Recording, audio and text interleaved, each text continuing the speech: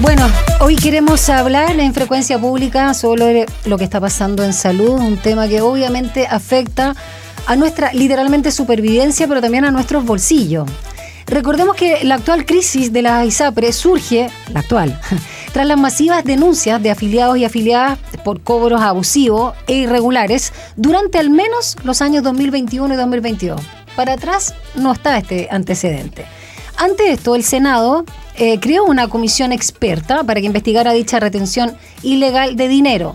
Y los llamados expertos, ojo, donde no participó ninguna institución representativa de los afiliados, terminó acreditando una deuda de millones de dólares. Bueno, primero se cifró, sabemos, ¿no?, en más de 1.400 millones de dólares, para que luego, en un mágico cálculo, se redujera a unos 400 millones de esta divisa. Luego, en un hecho inédito de nuestra historia, la Corte Suprema ratificó que las instituciones de salud previsional habían realizado esos cobros de manera ilegal, ¿no?, obligando así a pagar a sus afiliados. Sin embargo, para no colapsar el sistema de salud chileno, donde FONASA, sabemos, no da abasto, el gobierno propuso una ley corta para que justamente el sector privado no quebrara, considerando además esta menor cantidad de plata de devolución a pagar a sus afiliados y además en comodísimas cuotas. Me acuerdo que se hablaba de una década. Bueno, y en medio de todas estas vueltas, las y los ciudadanos que optaron por el sistema privado de salud vuelven a verse perjudicados. De hecho, hace muy poco, a fines de febrero, la Superintendencia de Salud informó los porcentajes con la que cada ISAPRE del tipo abierta, ahí nos va a explicar nuestro experto que consiste en las cerradas, podrá subir sus planes a partir de ahora, de marzo. Se estima que el promedio de las alzas van a ser del 4,4% y se fijó además un tope de 7,4% que 3 ISAPRES decidieron aplicar.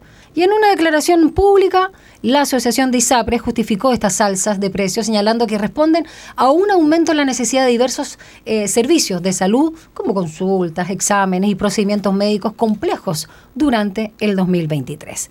De este y otros temas asociados justamente a la salud en nuestro país y a las ISAPRES, vamos a conversar una vez más en Radio USACH con David de Brood, académico del Magíster de Salud Pública de la USACH. Él hace clases en la asignatura de Economía de la Salud y ex jefe además de estudios de la Superintendencia de Salud. Alguien que sabe de la materia. David, bienvenido. ¿Cómo estás? Hola, buenas tardes. Muy bien, regresando de vacaciones. Y regresando de vacaciones, con este tipo de noticias, ¿te sorprende o te parece que es parte del sistema y que era algo, digamos, esperable? A ver, para situar bien la situación que se da, la ley de ISAPRES, ¿no es cierto?, establece que todos los años las ISAPRES pueden variar el precio, pueden subir el precio todos los años. Sí. Y eso afecta principalmente a lo que es el precio base de los planes, que es el grueso del precio. Después hay otra parte que tiene que ver con la prima GES, que es una cosa distinta y eso ocurre cada 3 años más o menos. Pero respecto del precio base, ocurre todos los años. La diferencia de este año en particular es que a raíz de la crisis que viven las ISAPRES, el gobierno, aparte del proyecto de ley corta que se presentó en el mes de mayo del año pasado, en diciembre del año pasado introdujo en la ley de reajuste del sector público, que entiéndase es la ley que establece cuánto se le reajustan los salarios a los funcionarios públicos, introdujo ahí un artículo misceláneo, como se llama, ¿no es cierto?, que no tiene que ver con el resto de la ley, que permite hacer dos cosas. Permite adelantar las alzas que debieran haber ocurrido a partir de julio de este año. Ya, a julio, ¿ya? La adelanta para el mes de abril. O sea, en el mes de abril va a haber un alza de los precios de la ISAPRE. Eso se posibilitó a raíz de esa modificación que incluyó el gobierno. Y lo segundo es que ese artículo modificó la metodología de cálculo del indicador que se ocupa para hacer esta alza. Esa metodología fue modificada principalmente para permitir que el alza fuera mayor. Esa fórmula tenía incorporado la variación de costos que tiene FONASA, o sea, el sistema público. Sí. Eso lo que hacía era tirar hacia abajo las variaciones de precios que tienen las ISAPRES, que son mayores, ¿no es cierto? Entonces, en la medida que tenía incorporado lo del FONASA, tiraba hacia abajo ese valor. Al sacar eso, que insisto, es una modificación de la metodología, permite que el alza sea mayor. Y por lo tanto, lo que hace es que si antes la variación era de un 2,8% o de un 3%, en este caso se permitió que fuera hasta un tope de 7,4%. Sí. Sobre la inflación. O sea, en rigor, entre el año pasado y ahora, ¿no es cierto?, los precios de los planes van a subir en torno a un 11%. Porque se considera la inflación con este valor agregado. Efectivamente, con este 7,4 que era el tope. Luego, ahí las ISAPRES tenían que informarle a la superintendencia cuánto querían en el fondo subir los precios, y aquellas que estaban por arriba del 7% tenían que subirlo solo hasta ese techo. Y a otras se le autorizó menos y en promedio quedó como en 4,4 sobre la inflación. Entonces, esa es la situación que nosotros tenemos. Y, insisto, es producto de una iniciativa del gobierno para adelantar el alza, ¿ya?, y modificar la metodología que está establecida en la ley. Y, por lo tanto, es una iniciativa para favorecer la situación de la ISAPRE. Es prestarle ropa, como se dice. Es prestarle ropa, es hacer cargar, ¿no es cierto?, esta crisis de la ISAPRE en los afiliados, porque finalmente quienes pagan por adelantado un alza y quienes pagan una mayor alza son los afiliados a la ISAPRE.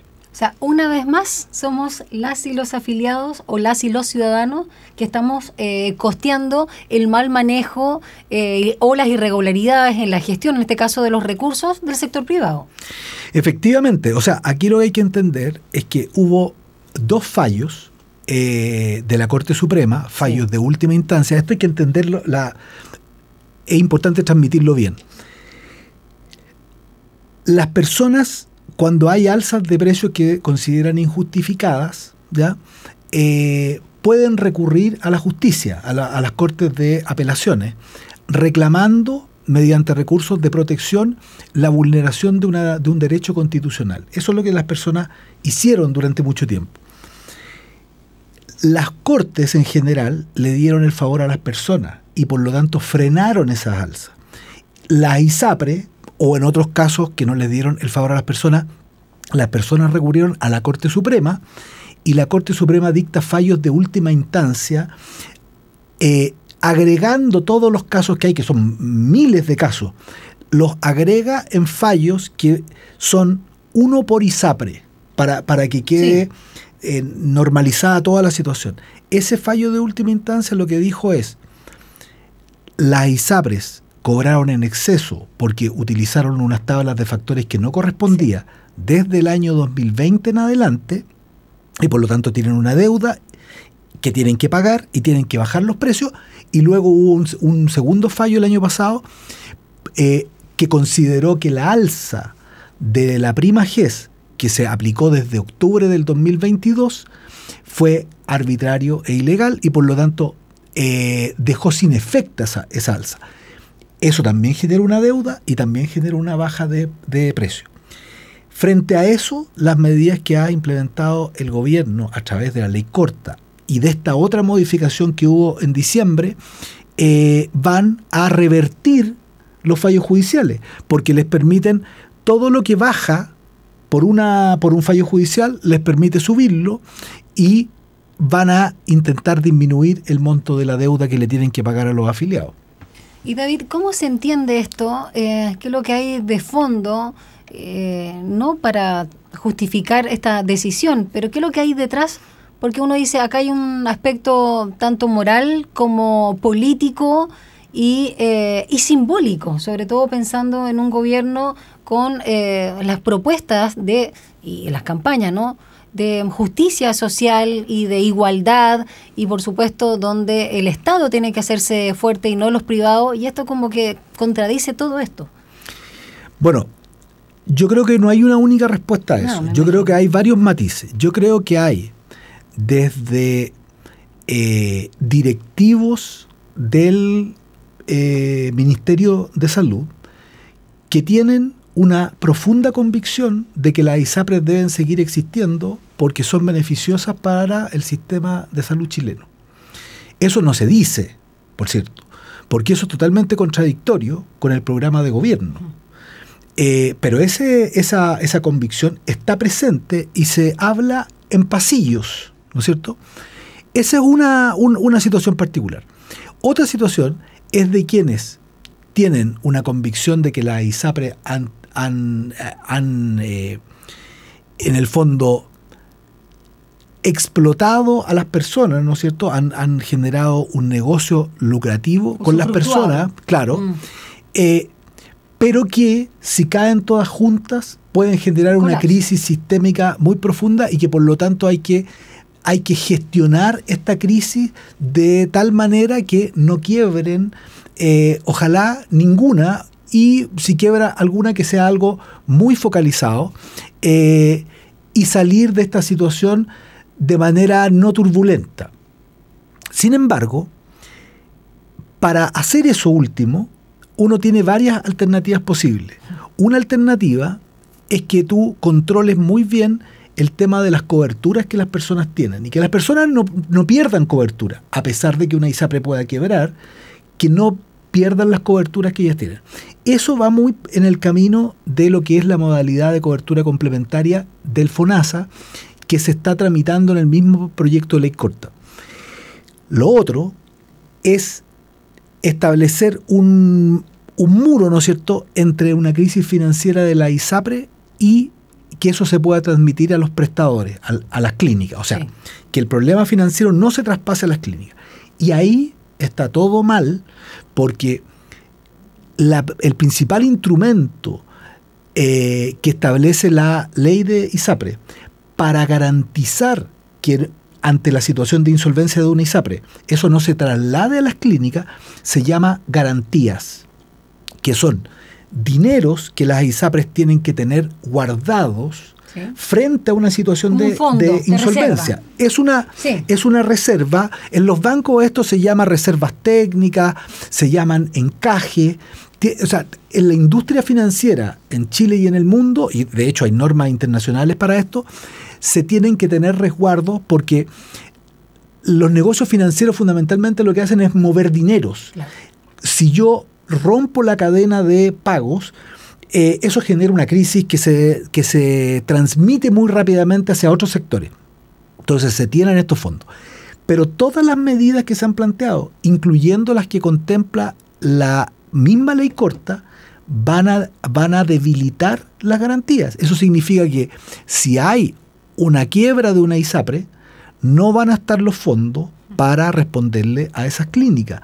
Y eso sí que es algo preocupante. Entonces, estas cosas no hay una única forma de enfrentarla, como se ha planteado, que la única forma es a través de la ley corta con tales características. Eso es falso. Existen múltiples formas de poder abordarlo y principalmente resguardando los intereses de los afiliados, que fueron los beneficiados por los fallos de la justicia, y que en toda esta vuelta lo que está pasando es que la carga de toda la crisis se la están llevando los afiliados. Exacto. Mira, yo te quiero dar un ejemplo. Qué absurdo, ¿no? Un ejemplo personal. No voy a decir cuál ISAPRE es. Me llegó la carta, ¿no es cierto?, donde me anuncian cuánto va a subir el precio de mi plan. Llegó porque tenemos la misma. A mí no me llegó nunca. Me llegó ayer o anteayer. Ya. Yo creo que la vi ayer. Ok. ¿Qué señalaba? Señalaba que el monto en que iba a subir era de X%, pero daba un total en el plan que eran algo así como 190.000 pesos por el plan. Y como la ley establece que la ISAPRE te tiene que ofrecer, si tú no quieres aceptar esa alza, te tiene que ofrecer un plan alternativo. Claro. Me ofrecían un plan alternativo por 380.000 pesos. No. Te juro. Impresentable. O sea, es una situación absolutamente increíble. Y de eso nadie se hace cargo. Exacto. No hay una sola norma en el proyecto de ley corta que vaya a apuntar a ese tipo de abusos. Claro, están subiendo el precio reguladamente. Pero cuando te ofrecen una alternativa, si uno no quiere aceptar eso, te ofrecen una alternativa imposible. Digámoslo sin eufemismo, ¿cómo se llama eso? Bueno, eso es una... ¿Ser usurero? ¿Está cerca de eso? Yo creo que esa es una... Bueno, es usura, es una forma de dos cosas. O aceptas el alza o te vas. Una amenaza. Sí, es una amenaza. Y eso es lo que le ocurre, lo que le ha ocurrido durante décadas, ¿no es cierto?, a los adultos mayores, que antes no tenían ninguna regulación en las alzas de los precios, y por lo tanto a los que más les subían era a quienes tenían mayor gasto, ¿no es cierto?, y que por lo tanto necesitaban más el seguro, y que a raíz de la crisis de las pensiones, ¿no es cierto?, tenían una disminución de sus ingresos. Por lo tanto, eso es un abuso en cualquier parte, y eso es vulneración de garantías constitucionales.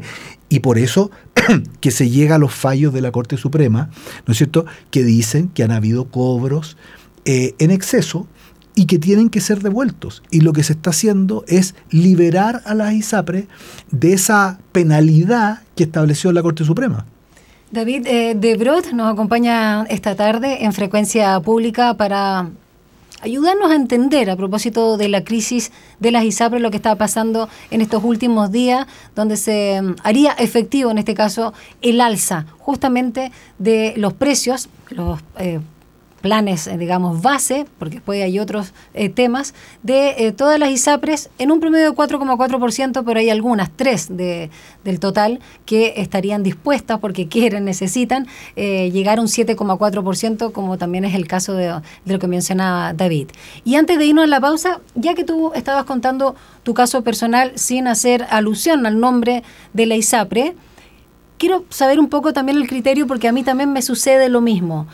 Pero en tu caso tú tienes un conocimiento de lo maquiavélico, si quieres, de este sistema. Pero pareciera, una vez más, a propósito de o pagas esto o pagas esta millonada, aceptas esto o más incluso, o sea, siempre peor para ti en calidad de afiliado. ¿Por qué alguien experto en la materia sigue optando por las ISAPRE en relación a lo que ofrece hoy nuestra salud pública? Porque a mí me pasa un poco lo mismo. Vemos tantas personas que emigraron hacia FONASA el año pasado. Ya no sé en cuántos van. Me acuerdo el año pasado eran unas 600.000 y suma, ¿no? Sí. Entonces me imagino que ahora también va a haber un éxodo considerable. Pero algo pasa que la gente entendida dice, pucha, pero está el otro riesgo. Que claro, se habla de no de la mala atención, sino de la demora en la atención, las famosas filas, ¿no? Las filas de espera de la atención para cosas más graves, incluso cosas que son muy molestas, que no son graves y que por lo mismo incluso pueden demorar muchos meses. ¿Cuál es tu criterio para no cambiarte sabiendo que hay acá abuso? Te lo digo, pero no es que quiera estar en tu mente, sino un poco porque también puede ser reflejo de lo que nos pasa a muchos. Sí. A ver, lo que hay que entender es que en la sociedad hay características muy heterogéneas en esta sociedad. En primer lugar, hay una desigualdad de ingreso brutal, ¿ya? Probablemente cuando este tema se discute entre quienes somos especialistas o participamos de estas discusiones más desde el punto de vista profesional, sí, estamos hablando de una élite de la sociedad. Total. ¿Sí? Que claro, no llega a tener el nivel de ingresos que tienen los multimillonarios chilenos, pero está en la cúspide de los ingresos de la población total. Es una discusión muy elitaria. En esa situación, la comparación es: yo dejo mi plan de ISAPRE, que tiene determinadas coberturas y que me permite acceder a prestadores privados, o me cambio al FONASA, ¿no es cierto? Ya dejo de pagar la cotización completa, pago el 7%, pero tengo una cobertura muy baja hoy día. Hoy. Yeah. Sin reforma, tengo una cobertura bajísima. Entonces, cualquier análisis racional de eso es que yo voy a permanecer en un ISAPRE. ¿Qué sentido tiene? Yo ocupo la ISAPRE. Quien tiene carga, hijos menores, también está preocupado de que tengan cobertura. Y si uno tiene posibilidad de financiarlo, lo va a seguir haciendo, porque la alternativa de FONASA en libre elección es absolutamente no competitiva desde el punto de vista financiero, a menos que yo aceptara quedar en lista de espera para absolutamente cualquier cosa. Esa comparación no es la misma comparación que hace alguien que es de un porcentaje grande de la población de este país, que ni siquiera llega a la discusión no puede permitírsela de pagar una ISAPRE. Exacto. Entonces, esa comparación es entre me quedo en el grupo A del FONASA como indigente o como carente de recursos sin cotizar, no aporto directamente a la salud, pero tengo atención de salud gratis bancándome una lista de espera. Entonces son discusiones muy distintas las que hay en una sociedad que es profundamente desigual, no solo por el sistema de salud, sino que por las características estructurales de la sociedad chilena, de ingresos, de educación. El tema, por ejemplo, en regiones también es muy distinto. Sí.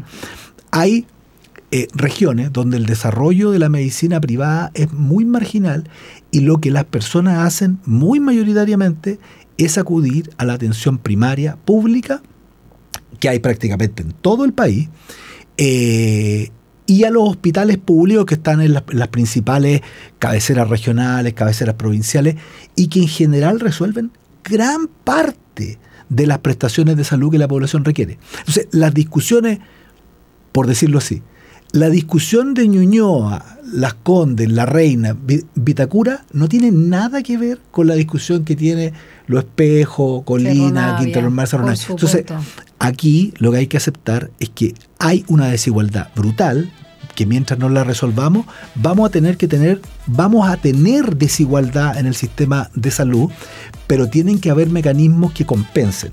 Entonces, por ejemplo, esto de la cobertura complementaria, que se haría, a través de compañías de seguro, no es que se va a hacer a través del sistema público, a través de compañías de seguro, permitiría equiparar, ¿no es cierto?, lo que las personas tienen en una ISAPRE si es que se cambian al FONASA, y de hecho muchos ya lo han hecho. Vamos a seguir conversando con David de Brot, académico del Magíster de Salud Pública de nuestra casa de estudio, la USACH, y él a cargo además de la asignatura Economía de la Salud, ex jefe además de estudios de la Superintendencia de Salud. Vamos a una pausa y ya regresamos a Frecuencia Pública.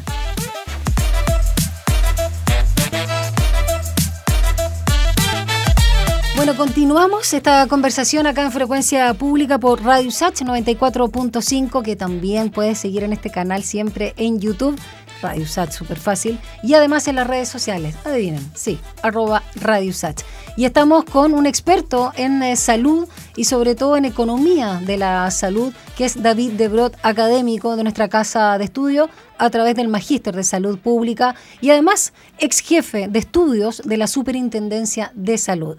David, tú nos estabas explicando también un poco el sistema de lo que hay ahora, con lo que uno, no sé si la palabra es bastante dura, resignar, conformar ante la situación de no una reforma, digamos, un cambio estructural, no solo del ámbito de la salud, como tú bien explicabas, sino de cómo está, digamos, diseñado, como algunos diseñaron nuestra sociedad para beneficios de muy pocos y perjudicar finalmente a muchos con esto de las élites, porque todo lo que se considera en un país como clase media y por las rentas y todo, e incluso por el capital cultural, acá es una excepción, es parte de un grupo, digamos, minoritario. Muchas personas, sabemos, no llegan a fin de mes sumamente sobreendeudados, todavía con cierta capacidad de deuda, pero son una élite, son las personas que más ganan. Y es impresionante eso, porque no llegan a fin de mes. Y tú estabas explicando un poco que por qué... conociendo lo maquineo, lo perverso del sistema de salud privada en Chile, con todos estos antecedentes de lo que estamos hablando de la crisis, la ley corta y este salvataje y este llamado perdonazo, y ahora esta alza que además se adelanta para hacerse efectiva en abril, las cartas están llegando ahora en marzo, los anuncios, y no en junio, y uno dice, ya, pero ¿por qué uno se queda? Tú contabas algunos de los factores. Y cuando hablamos de la calidad de la salud, así como de la educación, ¿qué factores son sumamente importantes? Porque mucha gente dice, no, es que yo estoy en la ISAPRE por la hotelería, o tú estás en una ISAPRE porque la clínica es un mall, porque la clínica es exquisita y tú te mueres de espanto porque eres muy burgués o burguesa de estar en un hospital que las sábanas son unas telitas de cebolla. A sabienda además que la calidad de, en este caso, ni siquiera del trato, sino estoy hablando de los médicos, de los directores, del personal, es de primer nivel y siempre se reparten, ¿no? Se reparten por vocación en el sector público y también por ingresos y estatus en el sector privado. Entonces no es tanto la calidad médica. Pero ¿qué otros factores inciden? Y el tiempo, por supuesto, es algo... ¿Cómo lo ves tú? Explícale a nuestros auditores. Sí. Mira, quería explicar una por cosa. Por supuesto, si usted lo entendió. Un pequeño detalle. Esta alza que va a ocurrir ahora en abril, y que fue producto de esta modificación en diciembre, que se adelanta, va a ser acompañada además de otra alza ¿ya? Que está establecida en la ley corta que se está tramitando y que no va a tener límite, tal cual está redactada hoy día. Entonces, sobre el alza que va a ocurrir ahora, ¿no es cierto?, en abril, hay que pensar que va a haber otra alza que hasta el momento, como está redactada, no tiene ningún límite. Y es solamente para favorecer a la ISAPRE, para compensar, ¿no es cierto?, las disminuciones de ingresos y para que paguen el monto de la deuda que quede determinado. En el fondo nos vamos a quedar con poco, pero que paguen mucho. Efectivamente. Hay un compromiso del gobierno de establecer un límite de esa alza, pero eso es un compromiso y hay que verlo en el papel, en una indicación en concreto, y que esa indicación además sea aprobada en la tramitación. Cierro ese paréntesis para que no quede ese cabo suelto. Otra mala noticia. Mira, en salud hay, digamos, una calidad de la atención que uno puede considerar objetiva, ¿ya? Que tiene que ver con, por ejemplo, con que cuando yo comparo, voy a hacerlo bien simple, comparo una clínica, lo comparo con un hospital público y yo veo cuáles son las tasas de infecciones intrahospitalarias, ¿ya? Infecciones que se provocan producto de estar hospitalizado. Eso lo hace un experto, no un afiliado común. No, por cierto. Pero los países que tienen sistemas de salud de buen desempeño, son los indicadores, publican esos indicadores, las personas pueden saber efectivamente qué tasa de infecciones intrahospitalarias tienen. Por ejemplo, el tema de, que es una cosa bien pedestre para uno, pero que provoca muchos problemas, las caídas de las camas. Los hospitalizados, ¿no es cierto? Sí. Si no están suficientemente, por eso tienen unas protecciones por los lados. Sí. Hay gente que se cae de las camas y se fractura, los abuelitos se fracturan la cadera, en fin, y salen con otro problema más. Eso tiene que ver con la calidad objetiva. Y por cierto, que esté limpio, en fin, hay una serie de cuestiones que tienen que ver con eso. Infraestructura. Y hay otra cosa que tiene que ver con la calidad desde el punto de vista subjetivo. Que haya una buena cafetería, que haya alfombra en las salas de espera, cosa que es lo más insalubre en un hospital que hayan alfombras, pero bueno, hay gente que prefiere que haya alfombra a que hayan estos pisos que son lavables, que son más feitos, digamos, pero que son lavables y se le puede meter cloro y otras cosas, pero hay personas que prefieren tener alfombra en una sala de espera, que tengan buenos monitores para ver tele, en fin. Toda esa parte subjetiva... Para que duela menos la espera o la enfermedad, el ambiente. Claro, o sea, bueno, hay clínicas en el sector alto de Santiago que prácticamente organizaban un show con los partos y ese tipo, hace años atrás, ¿ya? Bueno. Ese es un indicador subjetivo. O sea, es legítimo pagar más por mejor calidad objetiva. Lo que no es legítimo es pagar más por esta calidad subjetiva, que no tiene que ver con la atención de salud, sino que tiene que ver con lo que se denomina coloquialmente hotelería. Sí. Claro, uno en un hotel va a un hotel de 4 estrellas y no es lo mismo que un estándar 5 estrellas. Eso claramente son cosas distintas, pero eso es un hotel, no es un centro de salud. Hay otro tema que es muy importante. Chile tuvo un rezago muy brutal de inversiones en el sistema de atención de salud, básicamente en atención primaria y hospitalaria durante la dictadura. Los parlamentarios de derecha, ¿no es cierto?, y en general esos sectores que están por el sector privado de ISAPRE y de clínica, no reconocen que durante la dictadura que apoyaron no hubo un solo peso para invertir en salud. Entonces, durante la década del 90 y durante la década del 2000, apenas lo que se hizo fue ponerse al día con infraestructura que era de principios de siglo alguna y que obviamente no cumplía ningún estándar. Entonces, hay un rezago que se ha ido resolviendo y que uno lo puede ver. Hay hospitales públicos nuevos, ¿no es cierto?, que tienen el mismo estándar que tiene una clínica privada. Pero obviamente hay una enorme cantidad de centros que son de hace 30, 40, 50 y más años que recién se están reponiendo. Como El Salvador, por ejemplo. Como El Salvador, claro. Es un caso.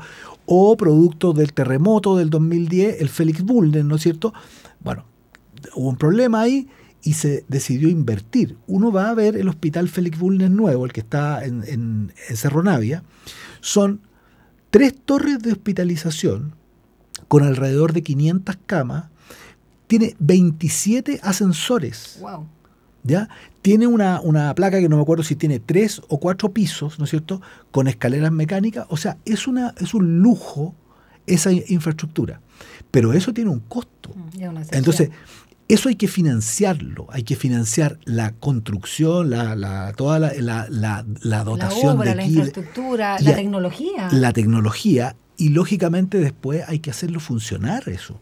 Y eso tiene un costo altísimo. Entonces, yo no puedo, desde el punto de vista político, estar permanentemente rechazando reformas tributarias, por ejemplo, que los recursos van a asignarse en educación, salud, en fin, y por otro lado, decir sistemáticamente que la salud pública funciona pésimo. Es un discurso absolutamente incoherente y es el discurso de la derecha permanentemente en Chile. David, también hablábamos a propósito del alza que se produce ahora, esta primera alza de las ISAPRES en abril, que corresponde a las llamadas ISAPRES abiertas. Primero explícanos qué son las cerradas y en general cómo operan. ¿Tienen más privilegios? ¿Responden a ciertos grupos, digamos, de empleados y empleadas o sectores productivos como la minería? ¿Qué son las ISAPRES cerradas? Sí.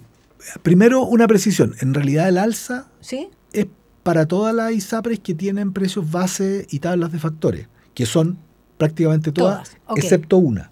O sea, son ISAPRES abiertas y cerradas, excepto una ISAPRE cerrada que no usa tablas de factores, que es una ISAPRE muy pequeña que es de SQM. Claro, de SQM, que se llama Cruz del Norte. Y que tiene una cartera muy pequeña. Es prácticamente como lo que antiguamente eran los departamentos de bienestar de las empresas. Ok. En la definición general, las ISAPRES abiertas se les denomina así porque tienen su oferta de planes abierto a toda la población que cualquiera puede acceder, o sea, si es que puede pagar contratar, claro. ¿Cierto?